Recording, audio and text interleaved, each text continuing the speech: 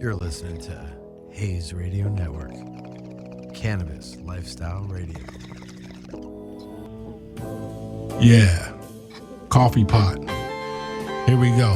SuperBadInc presents Coffee Pot, episode number 7. Let's go. Let's get it in. Oh, yeah. I'll tell you, it was a good weekend for Juneteenth. I must say, I had a lot of fun at the event held by Ebony Magazine and all the different people that got to be part of it. There were virtual booths to hang out in. That shit was fun. Thank you for everybody who came out.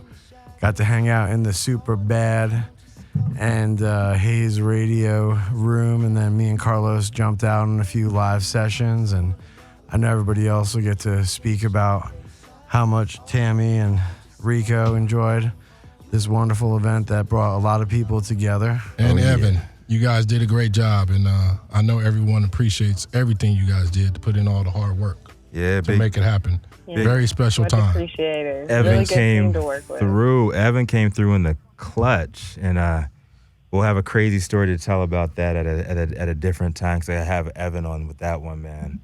They came through in the clutch. Like, big shout out to Evan. Big shout out. Yeah, definitely. He was. It wouldn't have happened without Evan. Facts. Yeah. So why don't we talk a little bit about, for those who don't know what happened, Tammy, why don't you talk about the event and your perspective of the whole event from, being part of it all day? So what happened was pretty much a lot of change makers, thought leaders, entrepreneurs came together on Juneteenth and shed a little bit of knowledge, dropped a lot of gems about what's going on in the industry, how Black, Indigenous, and people of color can get into the industry. And they just also offered their perspective on what's going on in the world today. And we talked about pivoting into cannabis. So I think there was just a lot of insight shed, and I'm grateful to have had some of those conversations. We had doctors, cannabinologists, we had athletes, we had veterans, we had CEOs. It was just an incredible event put together. And I think it was executed very well. That is awesome. What was your favorite part of the whole entire thing? I really enjoyed interviewing the Knox doctors. They're a family of cannabinologists, and I really enjoy reading about the science. So to be able to kind of pick their brains and have a conversation with them was quite the honor. Right. The whole family's dope, right? Yeah, the whole family.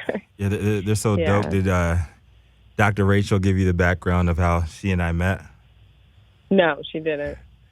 So the first episode of Canna Gather Digital, I was tired as fuck, right? I was setting up the whole thing, and we weren't working the Zoom because Zoom wasn't secure at the time. And Canna Gather, we got like 31,000 subscribers, so we have a lot of data. In the back end, I couldn't take that risk of putting it on Zoom, so we had this other platform was more complicated. It was only me running the shit. I was dead tired. I did like 3 test runs, and I didn't sleep the night before, and I was rambling. And I tried to give like Miko a shout out and like say like, oh, the events that I do with CBD Sundays. I'm getting doctors out there. Actually, right before the virus broke out, I was working on a deal with CannaSafe and CanMed Labs, trying to see give them a bidding war to go to all of my events and lab test the CBD that was out there, because you got that gas station hemp bullshit that you'll see like right next to Spanish Fly, the fucking 7-Eleven, no COAs, no nothing. But a lot of those people would come out and they would sponsor my events.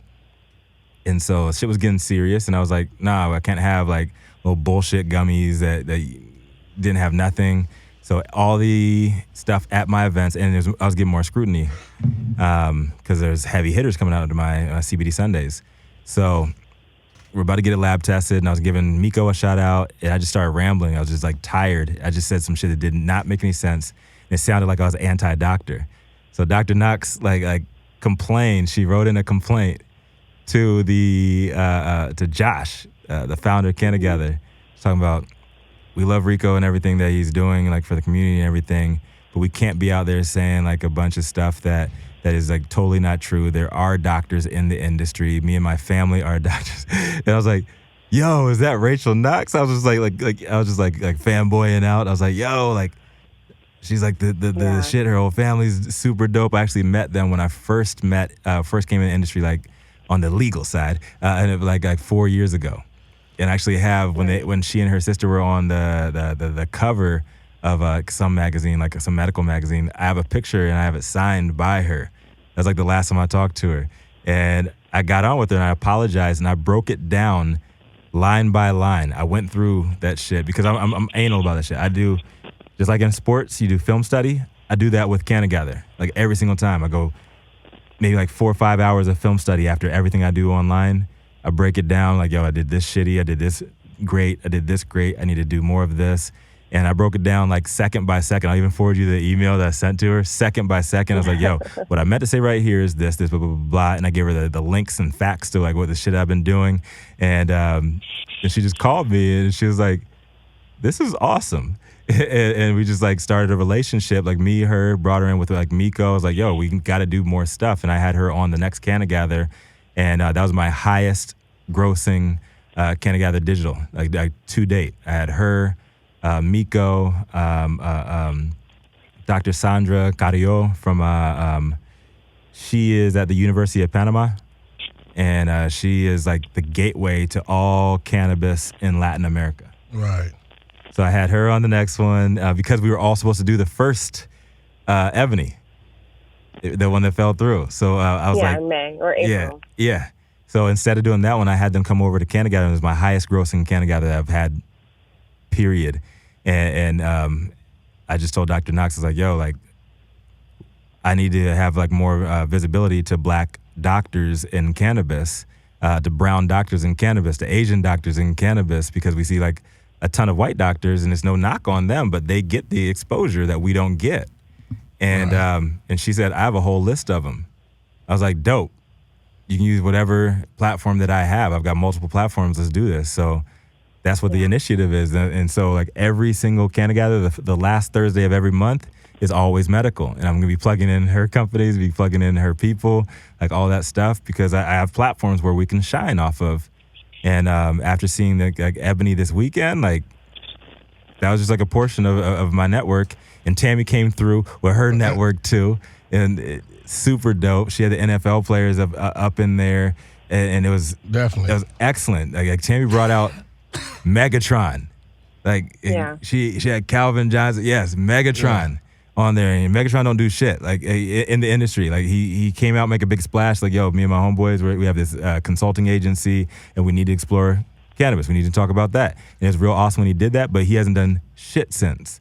And Cammy brought Cammy. Oh, she did her thing. It's like a Cannabis Cutie plus Tammy. Right. Now, Tammy, I got a question for you. She killed it. She killed it. Great job, man. After this weekend, going forward, will you be doing any other big events where you're hosting or co-hosting? You know, that's the plan. I would say I'm grateful that my gift is communication.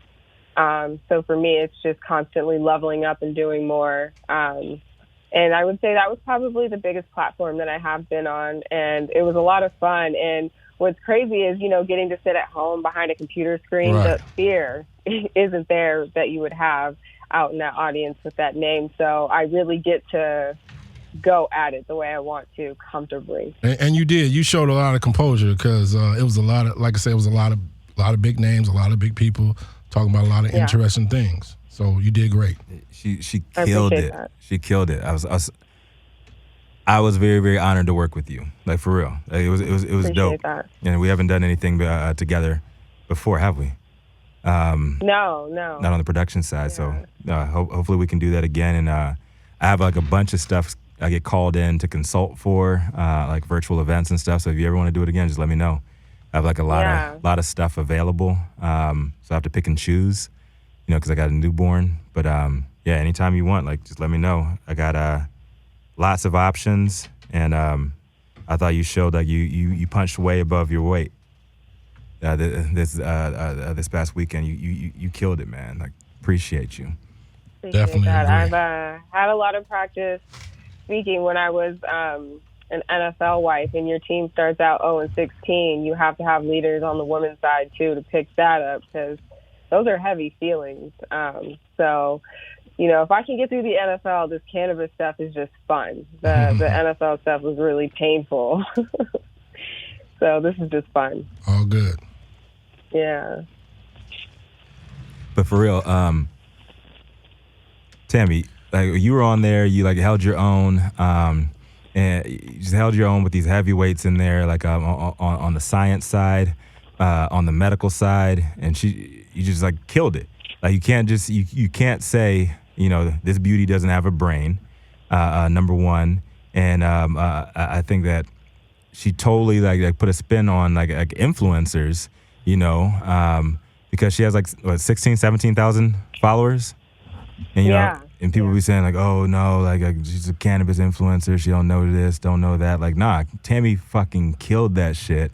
Went toe to toe, was asking the deepest questions. Do they really have that situation where they just kind of look at it in a different? That doesn't. Oh yeah. Oh yeah. Really? Man. It doesn't make. Yeah, especially the whole if you're thing attractive. behind the Cannabis Cutie, like the story behind the Cannabis Cutie, was pretty much just an act of defiance for me personally, because I don't ever embrace how I look. I kind of just always rely on my brain, and for me, I never talk about cannabis. It was something that I hid. So for me, the Cannabis Cutie was just like, all right, I'm gonna talk about this, and I'm gonna embrace what I look like. And when did this And unleash?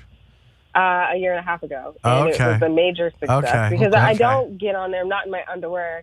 For sure. Smoking weed. Everything that I'm dropping is educational in nature. Absolutely. Unfortunately, I get categorized as an influencer, but my mission is so much more beyond that. I don't know if you know, but we worked with her for many years, but then obviously she changed and she has engaged in a whole new life and everything. But Charlotte Green also went through a lot of that. If you don't know who she was, she was the activist in Alaska to have the very first dispensary, and as a black woman, she quit on air. She quit on air to just say, sure, fuck if I can stand, say fuck it. You know what I mean?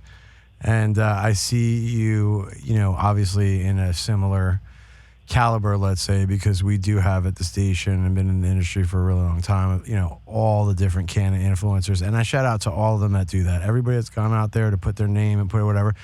Because the crazy thing is, the second you choose to do that, all these fucking friends of yours and people in cliques and everything else have then this critique on you, and now all of a sudden you fall into this like weird fucking thing, and that's fucked up, because this is a plant that's saving people's lives and probably would save most of those people's families' lives. You know what I mean? But they're being fucking judgmental that you're not as good of a mom or you're not as good as this because you're fucking embracing marijuana. Are you fucking kidding me? Do you know what I'm saying? So keep doing what you're doing. How many women have to resort to Xanax, and this and other types of prescriptions? You know what I'm saying? That they just go to a doctor that I think ruins their life and their family and their fucking kids and everything else, oxys and this and all this other shit. Right. Then smoking a little plant or a little bit of fucking weed, that's oh my God, but the doctor prescribed you Roxy's and this and all this shit because fucking this because you're depressed, and then they're hooked on all this fucking pharmaceutical. But that's okay. You're the greatest mom on the planet, right? I mean, look at our friend like Miko Hester Perez. They gave her son Joey 6 months to live. You know how he lived 9 more years? Yep. On weed. Yep. Straight up. And she took all those hits for the last 10 years, right? All those hits before anybody right now. Yeah. Right? And she's family, right? Yeah. And like Joey lived, and they almost, if they didn't decriminalize cannabis, if they didn't legalize it when they did, the law that was on Jerry Brown's desk, Joey's law. Wow. Miko has a friend's son. Joey's law was on his desk. That's crazy. And it was going to legalize, it was going to make CBD available over the counter. Wow. So they legalized and they shelved that. That's an interesting story. Am I right, Tammy? Do I Absolutely. speak the truth? Absolutely. Yes. And that representation matters. The Micos matter. Yes. The Cannabis Cutie matters. I mean, who else is going to talk to our communities about this stuff? Mm-hmm. You know, my mom told me it was going to ruin my life when she found my shake bag in the trash. And now she uses cannabis for her pain. My whole family. Like, I'm introducing everybody. We're breaking these bonds and these ties to these big pharmaceutical companies who have them as lifelong customers. Right. Keep the push. Keep the push. Right. Yeah. And that's, you know, unfortunately, again, that whole influencer thing, it doesn't bother me, but it's so much more. I think people just like what I have to say. So I have my course dropping tomorrow to kind of really help with that basic knowledge. You got what? What you got dropping? Advocates. Tell us about it. Teach these devils. Yeah, so it's Cannabis 101. We're going to talk about the history. We're going to break it down all the way. We're going to go into plant science, biological science. We're going to talk about legal. There's quizzes attached to everything. Like, I really want people to fully understand, A, their product if they have a company, and B, if you're going to be out here as an advocate, you really need to have a well-rounded batch of information.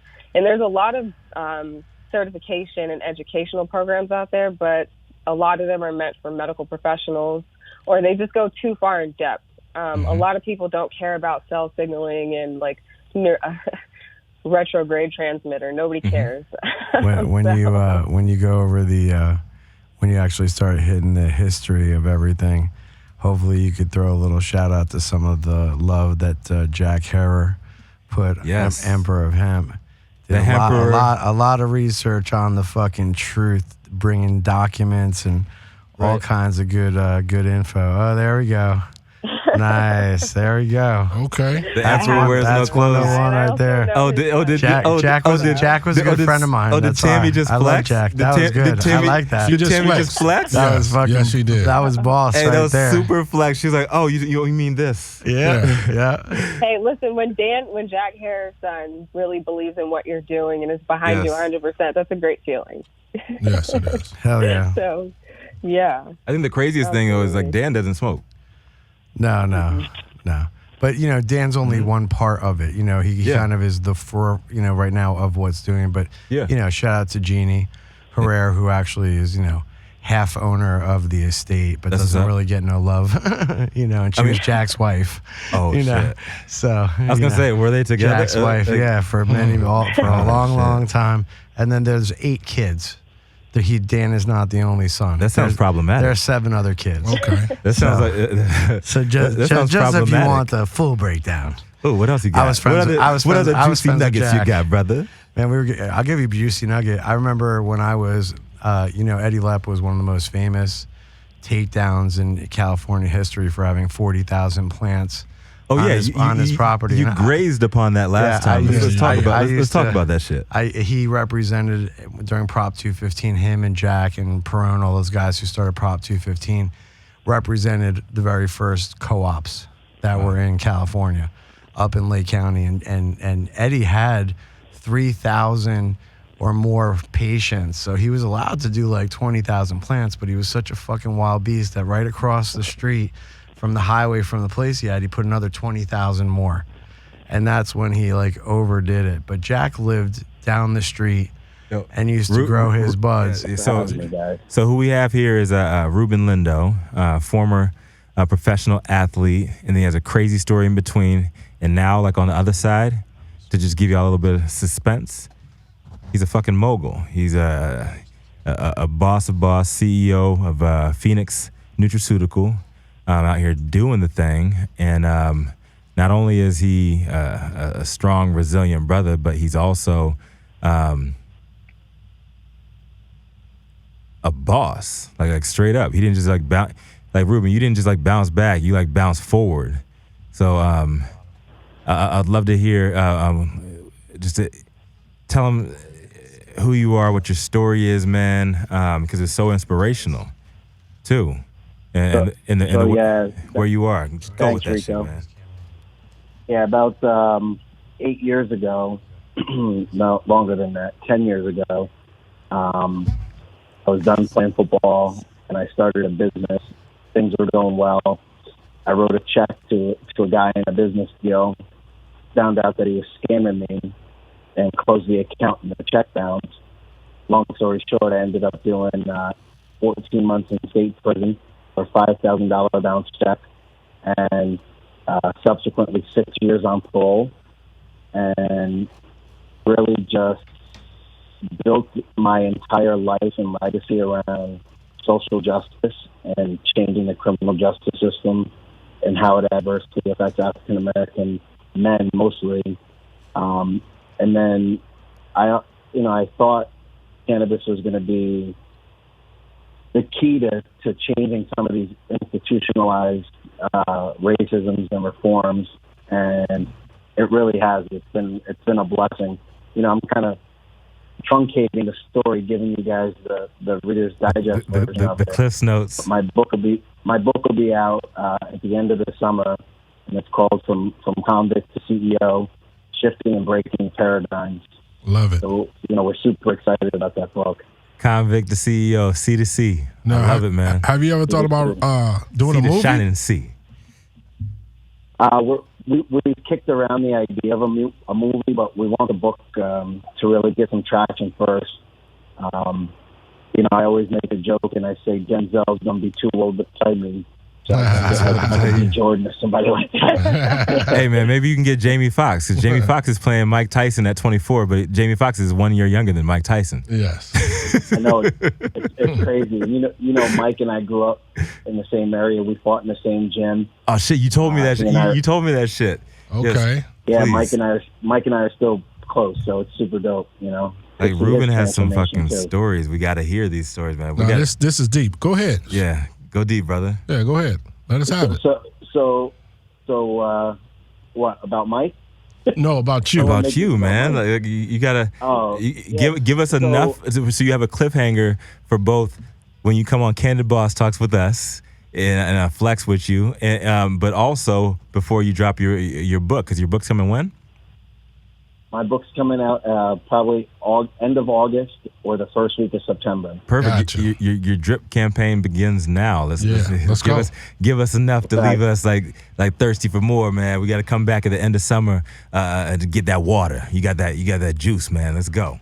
So the book starts out with my childhood and moving into upstate New York into an all racist community. And I hate to say all racist, but it was really racist, and we moved here in 1976. We were the second black family in the neighborhood, and my story takes off from there, talking about how I was a fighter from day one, worked my way through those adversities as a child into teenage years, where I found my love and my passion for football. I was a baseball player first and fell in love with football and became a 2-time All-American at the University of Buffalo. Wow. And thought that I could conquer the world.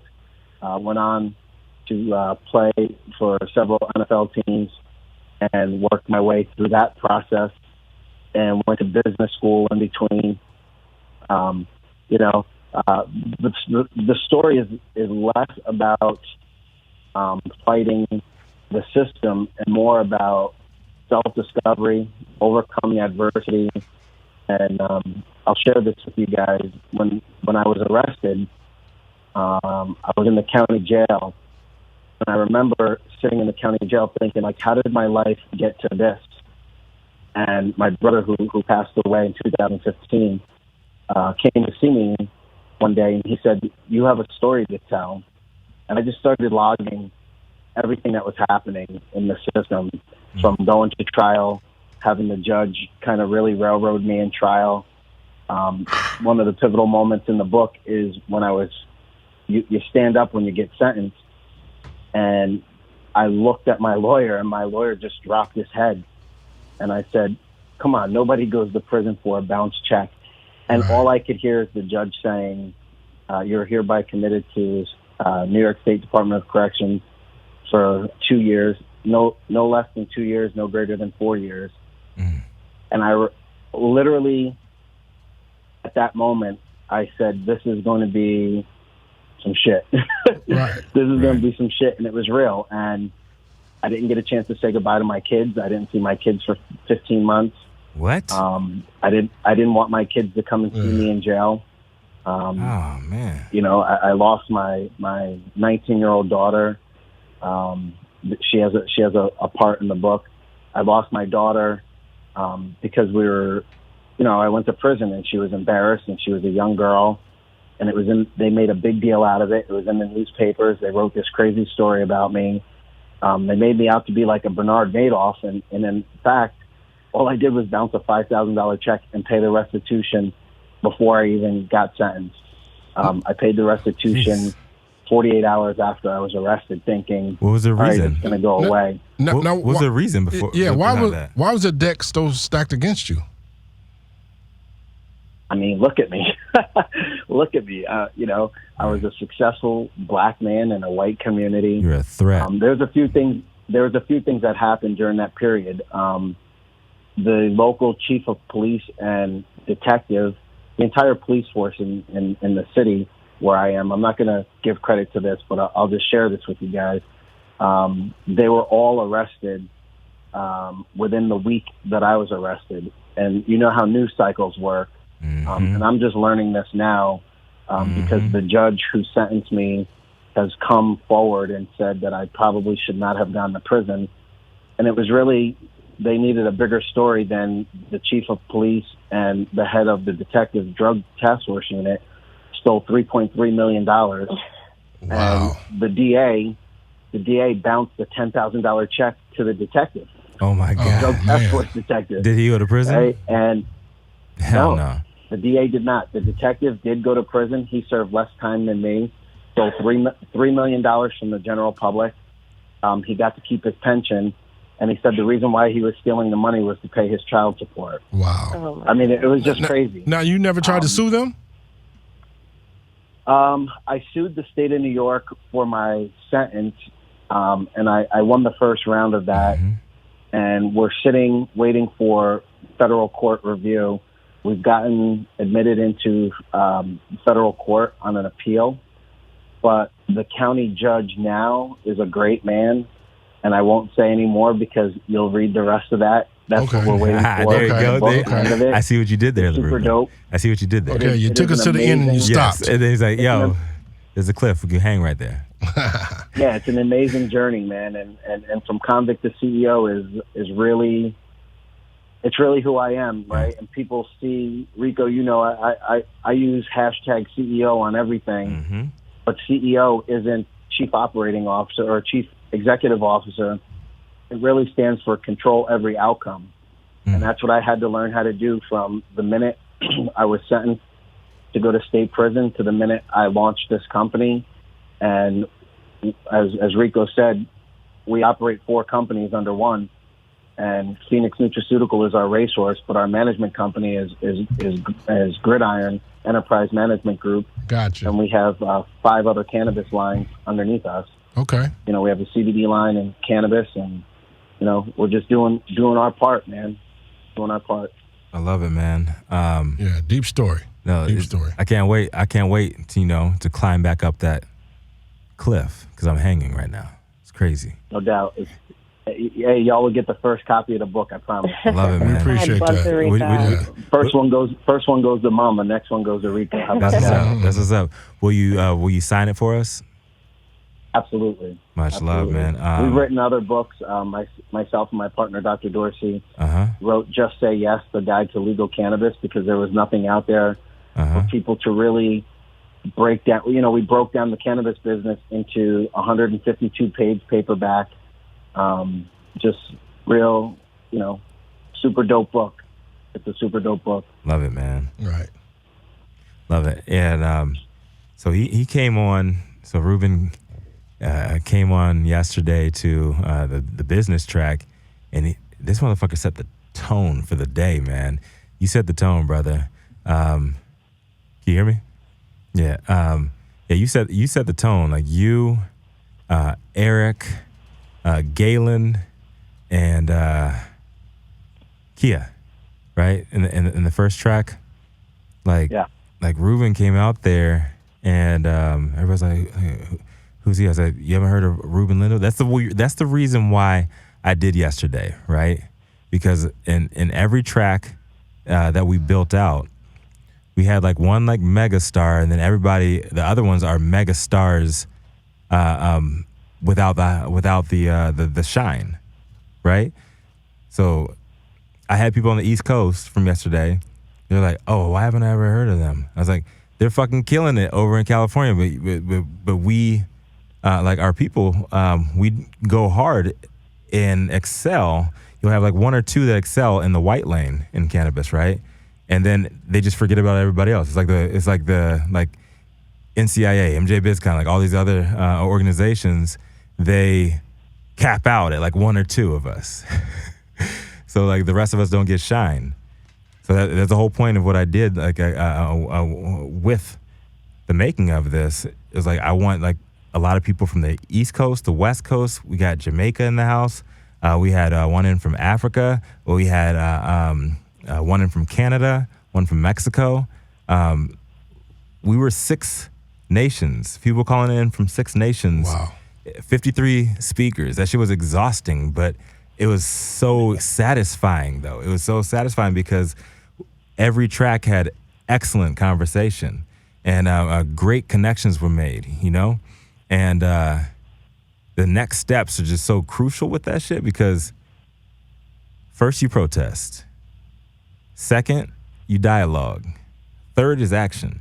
True. That's what we got to do like right now. So of all the speakers that we had, we gathered in one place, everybody like was hitting me up like, yo, like I can't believe I didn't know this person. I said, I've been trying to tell y'all motherfuckers, right? So the coolest thing about when I was working at Baker, right? I got to travel so much, like around, and then I started throwing the private parties, and I got invited to one in New York, and I just started spitting that cannabis shit, and so I got people like interested in what I'm doing out in California, but all my Cali motherfuckers don't know them and the dope shit that they're doing in New York. We just kind of stay in our own bubble. They stay in their own bubble, and what's happening right now is change is coming federally.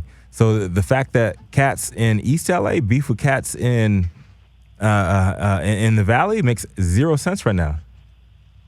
Because we will all get wiped out if we don't unite. Right. You know? So that's what the game plan is. And like Ruben came in there and killed it and set the tone for the rest of the day. Everybody was like, yo, like you gonna have motherfuckers like that out here like all day? Let's stay. We had 41 people stayed the whole time, the whole day. Wow. It was incredible. Like, we had almost 1,000 people in there. Right. And just going in and out. And because a bunch of them, Ebony, the way they set up the system, we didn't have, we weren't able to see how many people were in there at the same time when we were in there. Right. So we didn't see stuff until Evan from our team like spit out the numbers, and we're like, yo, that shit was dope. Dope. We had people from all over the world, man. Dope. Dope. Yeah, so Blake, hey man, Rico, that was you gonna kill it? Switch the camera though on your thing so we got our angle for it already. That was honestly one of the most impressive events that I've been a part of. Partly because of the way you pulled it off, with all of us being remote, but really it was the ability to connect with folks. Like you said, a lot of people don't know my story, and they need I've been to. I've been in the cannabis space for 4 years strong, and I came in as the first African American CEO of a publicly traded cannabis company in Canada, right? And I brought that company to the United States and got tired of playing their game and said that this industry was built for us, really by us, for us.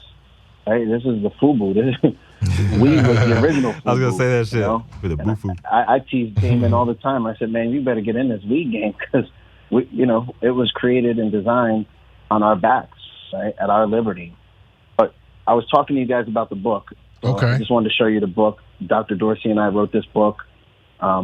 Just say yes. Tammy, I'm going to make sure you get a copy. But Rico, I'm going to send you a bunch of copies, and it's Please real do. basic stuff. But here on the East Coast, nobody knows how to get into the cannabis game.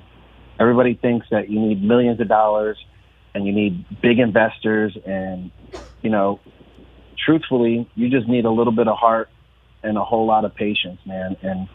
And sky's the limit in this industry, and it's people like us that are on this podcast today. Appreciate that you. are setting the tempo for the future in this in this industry. I had some words with somebody on Facebook. It's my typical sparring session, and I said to them, "You don't know anything about me, but I happen to be one of the rising stars." And I'll say that about myself, rising stars in an industry that is about to be a $32 billion industry in 4 years. In the fourth year, we're going to crest $32 billion. We're going to be on pace for $26 trillion at the 10-year mark.